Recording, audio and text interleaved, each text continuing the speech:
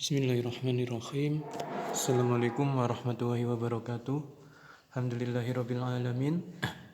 Kita bersyukur kepada Allah Subhanahu wa taala atas nikmat iman dan Islam yang telah Allah Subhanahu wa taala berikan kepada kita sekalian.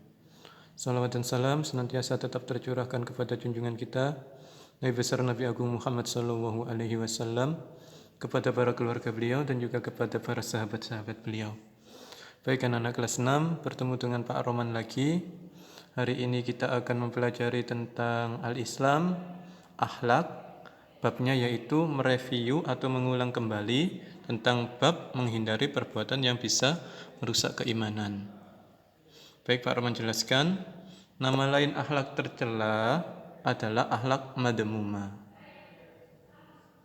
Akhlak tercela adalah semua sikap dan perbuatan yang dilarang oleh Allah Subhanahu wa taala karena akan merugikan dirinya sendiri dan juga orang lain.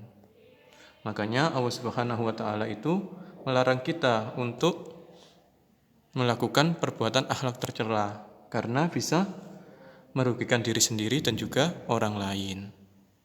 Kemudian contoh akhlak tercela yang harus kita hindari, misalnya sombong, tidak boleh. Kemudian berbohong atau dusta, itu juga harus kita hindari. Hasad atau dengki atau iri, itu harus kita hindari. Supaya kita apa? Supaya kita berakhlak baik dan menjadi muslim yang baik. Kemudian kita itu harus menghindari ciri-ciri sifat munafik tersebut. Karena sombong, berbohong, hasad, dengki itu bisa termasuk ciri-ciri orang munafik. Bisa termasuk perbuatan yang bisa merusak keimanan. Sombong, berbohong, hasad, dengki itu perbuatan yang bisa merusak keimanan. Nah, selanjutnya kemudian orang munafik itu termasuk juga akhlak tercela. Tanda-tanda orang munafik itu ada 3. Pak Roman jelaskan lagi. Yang pertama, bila berbicara dia berdusta atau berbohong.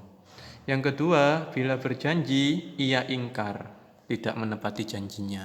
Kemudian yang ketiga, bila dipercaya dia berkhianat. Itu tanda-tanda orang munafik, harus kita hindari.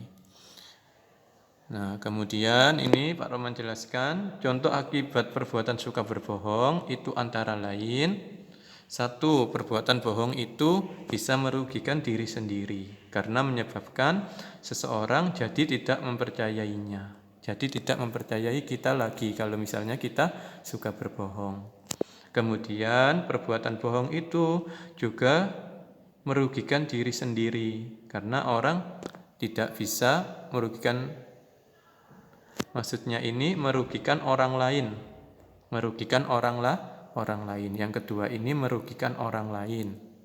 Kemudian yang ketiga, perbuatan bohong itu membawa kejahatan dan kejahatan akan membawa ke neraka. Ya, Pak Roman ulangi, contoh akibat perbuatan suka berbohong itu akibatnya 1. Merugikan diri sendiri. 2. Merugikan orang lain. Ini merugikan orang lain. Kemudian yang ketiga, perbuatan bohong itu membawa kejahatan dan kejahatan itu akan membawa ke neraka. Makanya kita tidak boleh berbohong, harus berbuat jujur. Nah, kemudian selanjutnya, munafik itu termasuk perbuatan yang bisa merusak keimanan. Makanya kita harus menghindari perbuatan munafik.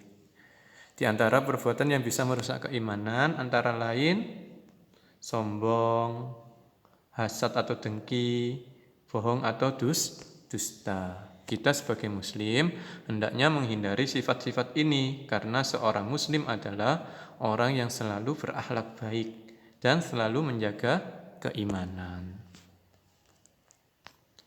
Nah, tugas kalian nanti mengerjakan latihan soal siswa. Ini latihan soal siswanya. Kalian tulis di buku tulis soalnya, kemudian kalian jawab. Kalian kerjakan dengan teliti. Demikian yang bisa Pak Roman sampaikan. Semoga bisa dipahami. Subhanaka wa bihamdika asyhadu an la ilaha illa anta astaghfiruka wa atubu ilaik. Wassalamualaikum warahmatullahi wabarakatuh.